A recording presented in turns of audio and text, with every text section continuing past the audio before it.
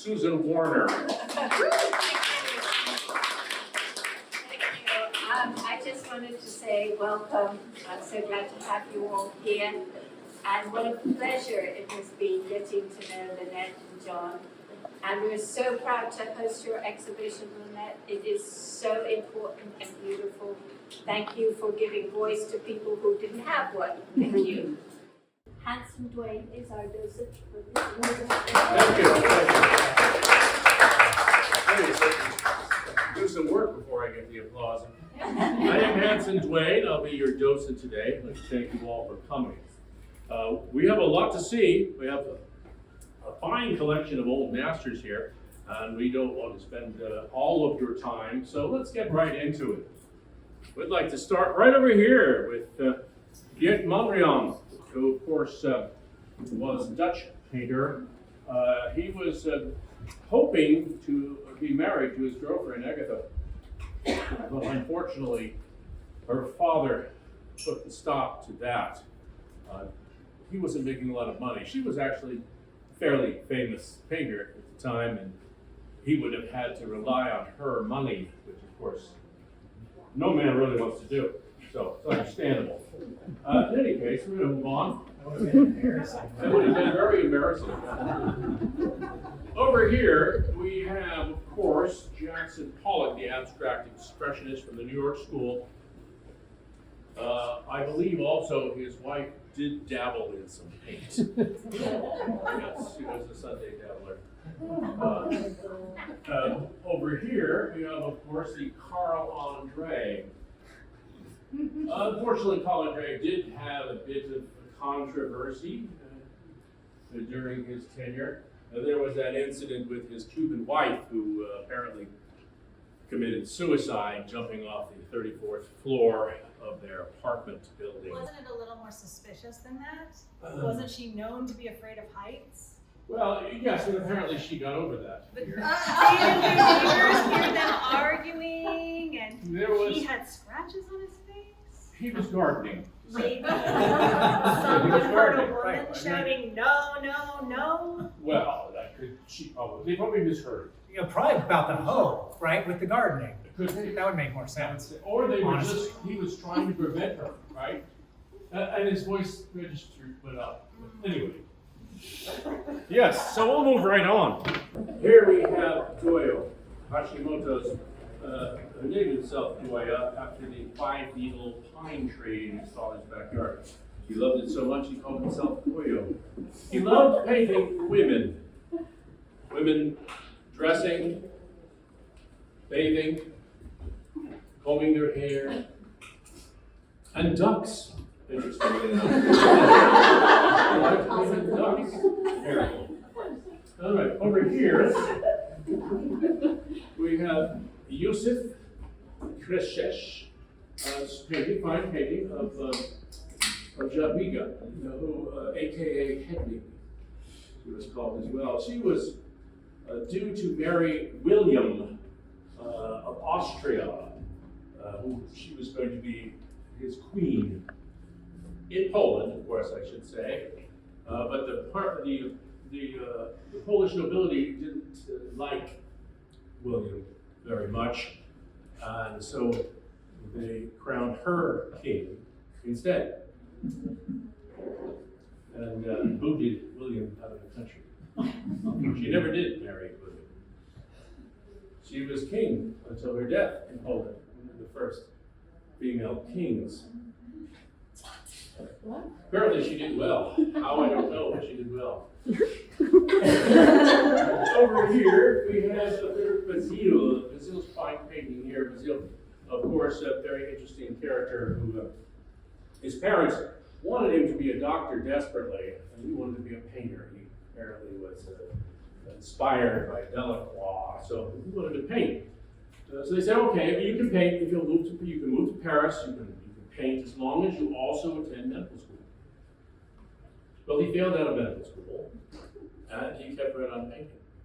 Then, of course, he volunteered for the Franco-Prussian War, and when his commanding officer was shot in battle, he took the initiative and routed the troops, dragged them up across the hill, and he was shot twice and he died. Interestingly enough, had he been in the ambulance corps as a doctor, you may sometimes listen to your parents. Over here, on this side, you can see Angel Zagara's painting. Angel Zagara, of course, a Mexican painter from the Mexican Youth Athenaeum, a group dedicated to cultural and intellectual awareness. Speaking of youth, there's a fine example of young womanhood right there. So you across from her is her mother looking sort of dour and somewhat sad, probably recalling her own youth when she was young and gorgeous. That's a lesson, ladies. Do what you have when you have it. All right, over here, moving right along. We have Renee's paintings here, right, which has been, it's Olympia, but it's been renamed Lore after the servant there for some unknown reason. Of course, the painting was of a local woman who liked to pose for these types of paintings. She painted several of them. Victorine, I believe her name was. She also dabbled in a bit of paint. Some say she was more famous than him at the time, exhibiting in the salon, but we don't know that for certain. Let's go right over here. If you can turn around, I'd like to show you this Singer Sargent, John Singer Sargent here, this fine painting, Madame X, this painting. Amélie Avignon Gautreau was her name. Very popular, very famous society woman of the time. She went to pose for John Singer Sargent, who wanted to paint her to honor her beauty, and probably also to advance his own career. She was quite well known. He got a little carried away, however, and painted her strap over her shoulder. This caused a tremendous scandal. What was happening in that studio? What were they doing in there? Her reputation was ruined. Sargent, of course, went ahead and painted the strap back over the dress, but cow was out of the barn at that point, so we renamed the painting Madame X. Over here we have Paul Gauguin, of course, when we'll be married, right here. Paul Gauguin, of course, the French painter, post-impressionist from Paris, who was a successful stockbroker, actually, originally in Paris before the stock market crashed. And of course, he was destitute. He had to rely on his wife's earnings to support him, her, and their 5 children, which of course is hard for any man to do. So he did what any other self-respecting man in that situation did. Go to Tahiti. Exactly. He Absolutely. left all of them, just left them there. Yes, he did. Yeah, he was, well, he had a calling, right? So when you have a calling, you have a calling. So you go. He wanted to search for the primitive, right? It wasn't primitive enough having gone down to south of France and staying with Van Gogh for a while and argued and carried on. No, he wanted simplicity. He wanted the primitive, which he didn't really find. He did take a wife and kids, didn't he? Yes, he did. Well, marriage laws there were very, very lax, you see. Marriage consisted of, a divorce, I should say, consisted of taking her things out of your hut and putting them outside, and that was divorce. So, he took advantage of that fact, of course, didn't he? Yes, he had many paramours there, elevated position and all, right? He did marry one, though. Didn't he marry an actual child, like a 13-year-old child? I'm sure she had her mother's permission. I'm sure. Yes, she was 13 at the time. Yes, she was. And he later died of syphilis. Anyway, on that note, we will move on. Yes, we'll move on. Over here, we have, of course, Picasso, Stem Fleur.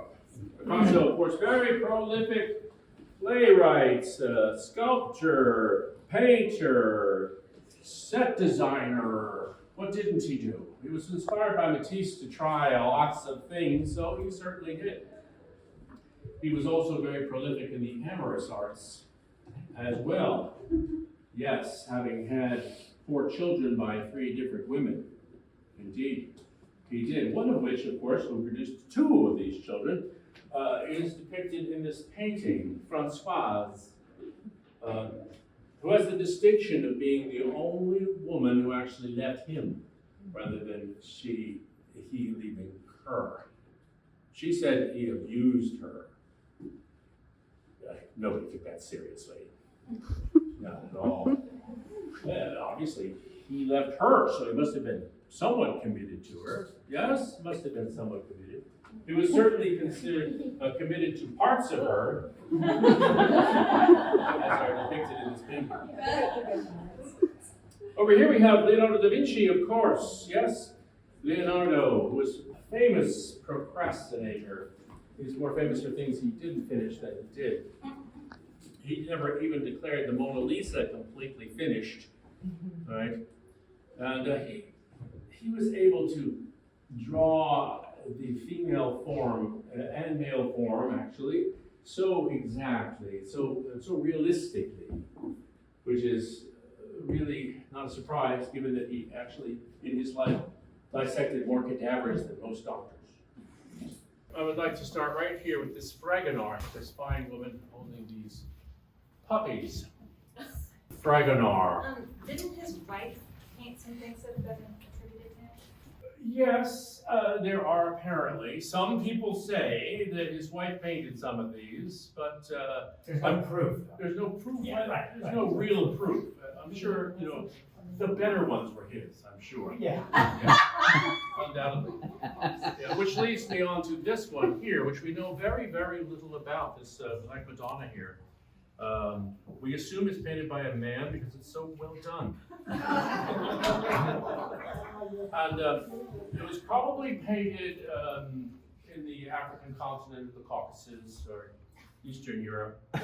We're not really sure. And the fact that they are dark in complexion would indicate either they were trying to recruit black people into Christianity, or perhaps that Christ was actually a little darker skinned than usually is depicted. Over here we have a Tiapolo. He used this model a lot. He said that she was the daughter of a gondolier, but apparently she bears a remarkable resemblance to his own youngest daughter, due to other family portraits that he had painted. He wanted to paint naked beauty in all its glory. So, Being a good dad. keeping it close to home in the family, so to speak. Let's go this way. Garino was painting the story of Saint Agatha, who, as a 15-year-old child, was courted by the Roman prefect Quintianus. He was convinced that he could talk her out of her vow of chastity. Unfortunately, he failed at this. She refused him, and he had her tortured and had her cut off. Not a pretty You mean sight. beheaded? No, Oh. her breasts were Oh, removed. You see. Oh. Yeah, that's what happens when you go against the Roman prefect, apparently. But now she's a saint, Yes. and he's not. Maybe at the time, had she dressed down a little bit? Maybe a little less makeup? Oh, so she was asking for it. That's what I'm saying. I mean, really a little bit. Then there's Balthus over here. Here's Balthus. His fine painting here of a nude. Yes, he liked to, as Aristotle used to say, of course, it is not the appearance, the outward appearance that is important. It is the inward significance. So she had an old soul? Perhaps. Yes. Discovered over the 2,000 Polaroids he took of her at 11. So mature. Yes, he likes, some of his paintings are a little, erotic, he would say, but his wife also quoted Aristotle in this, and that, inwardly, that that art should not be hampered by puritanical morality. Right? That art should be free to explore, and in this case, 11 and 12-year-old girls. That's very famous, so I'm sure it's fine. I'm sure he had permission somehow from someone. All right, now we'd like to move over to this side. Sir, please. Oh, sorry, yes. That security's tight around. Over here, we can see this is fine painting of a Muslim woman by Rafik. Let's go by. All right, over here. Over here, we have Andrew Wyeth, of course, painted here. Andrew Wyeth, of course, the father of the famous realist painter J.B. Wyeth, the fifth and last son of the famous illustrator N.C. Wyeth. This painting here of Siri. Wasn't she also a child? Like Well, 13 years yeah, old? she wasn't 11. No, she was not 13. Yeah, she wasn't 11 either. No. Like, She was 14. yes. Which is Also a child. a big difference. He painted many portraits of her, and I believe here he has captured her naked, childlike aura very well. I mean, why was she in the sauna anyway? I mean, if there's a problem. she Well, probably you shouldn't have know, been. the artist put her there, of course, because he wanted to see her, in the midst of Glistening, you know, probably? She was like a shining beacon Got it. in the darkness of that. And also a child. And she had her parents' permission, so I'm sure it was just fine. And well, who wouldn't want to pose naked before such a famous artist, right? I'm sure you would all do that. Such an honor. That's an honor, right? Yeah. Like all this, yes, you might want to have 2,000 Polaroids taken in here. Kathleen, of course, being an American painter, the first white American painter to paint Native Americans in situ, so to speak. Klimt, the family, of which you knew quite a bit. Klimt himself was very prolific, and he adored the painting of women in all their sensual glory. Painted them with silver and gold and images of jewels and so forth. He also was quite prolific, having, so they say, fathered 14 children by, too many women, really. 14. He must have been a really great dad. How many of those kids did you raise? Well, he didn't raise any of them. Well, he was an artist, and when you're an artist, you can't Great sperm donor. raise children, can you, really? He did, of course, in the end, admit that 3 of them were his. That's not a stand-up guy would do that. Yeah. Of course, one of them died in childbirth. But the other 2, he admitted they were his. He wrote to them once in a while. He did, yes. He was a great family man. Yes, but a fabulous artist, of course. Finally, and I think this is the final one we have here. How I ended up here, I'm not sure.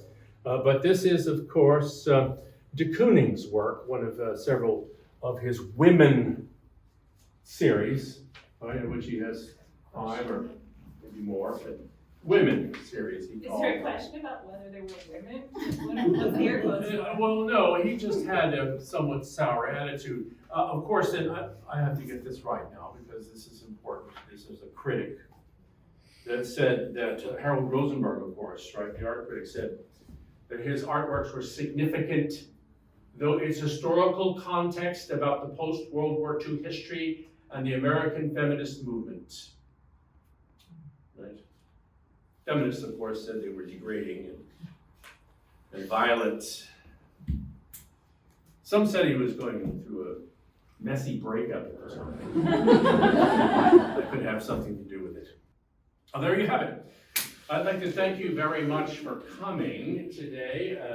I would like to now change persons and introduce the artist, Lynette Charter.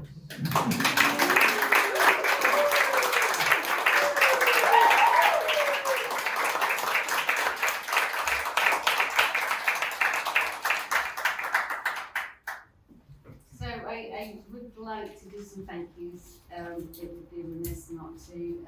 I'd like to thank John for his amazing support and just for going along with this whole thing. I can't imagine why you want to do it, but, but I'm so grateful that you do. Thank you, darling. I'd like to thank our security guards, Johnny Kidd over here.